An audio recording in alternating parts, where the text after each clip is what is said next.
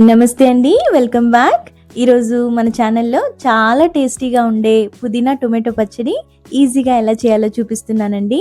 వేడి వేడి అన్నంలోకి ఈ పచ్చడి కాస్తంత నెయ్యి వేసుకొని తింటే టేస్ట్ అయితే అద్భుతంగా ఉంటుందండి. ప్రాసెస్ కోసం ముందుగా ప్యాన్లో 1 టేబుల్ స్పూన్ ఆయిల్ వేసుకుని ఇక్కడ నేను 10 నుండి 12 ఎండుమిర్చి వేసుకుంటున్నానండి.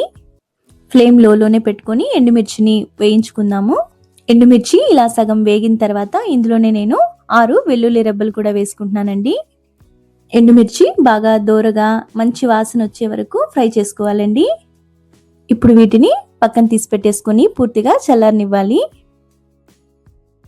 ఇప్పుడు అదే ప్యాన్లో ఇంకొక టేబుల్ స్పూన్ ఆయిల్ వేసుకొని ఇక్కడ నేను ఒక పెద్ద పుదీనా కట్ట ఆకులని శుభ్రంగా కడిగి వేస్తున్నానండి. ఇప్పుడు ఈ పుదీనాని స్టవ్ సిమ్లోనే పెట్టుకొని ఫ్రై చేసుకోవాలి. ఇలాగే ఒక 5 నిమిషాలు ఫ్రై చేస్తూ ఉన్నామంటే పుదీనాలో ఉండే వాటర్ అంతా మొత్తం పూర్తిగా ఎగిరిపోయి చక్కగా మగ్గిపోతుందండి. చూసారు కదా, ఒక 5 మినిట్స్ ఫ్రై చేసుకున్న తర్వాత పుదీనా చక్కగా వాటర్ అంతా పోయి బాగా మగ్గిపోయిందండి. ఇప్పుడు దీన్ని కూడా సపరేట్గా తీసి పెట్టేసుకుని చల్లారనివ్వాలి. ఇప్పుడు అదే ప్యాన్లో ఇంకొంచెం ఆయిల్ వేసుకుని నేను ఇక్కడ 2 పెద్ద సైజ్ టొమాటోస్ని పీసెస్గా కట్ చేసి వేసుకుంటున్నానండి. ఇప్పుడు ఇందులోనే కొంచెంగా సాల్ట్ ఇంకా పసుపు కూడా వేసుకుని టొమాటోస్లో ఉండే పచ్చివాసన అంతా పోయి బాగా మగ్గే వరకు ఫ్రై చేసుకోవాలి. చూసారు కదండి, టొమాటోస్ బాగా మగ్గిపోయాయి. ఇప్పుడు స్టవ్ ఆఫ్ చేసుకుని వీటిని కూడా పక్కన తీసి పెట్టుకొని చల్లారనివ్వాలి.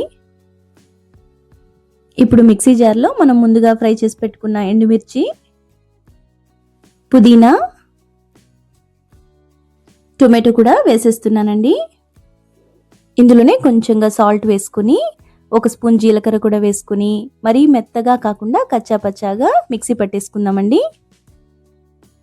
అంతేనండి, ఎంతో టేస్టీ పుదీనా టొమాటో చట్నీ రెడీ అయిపోయింది. మీరందరూ తప్పకుండా ట్రై చేసి రెసిపీ నచ్చితే లైక్ చేసి మర్చిపోకుండా సబ్స్క్రైబ్ చేసుకోండి.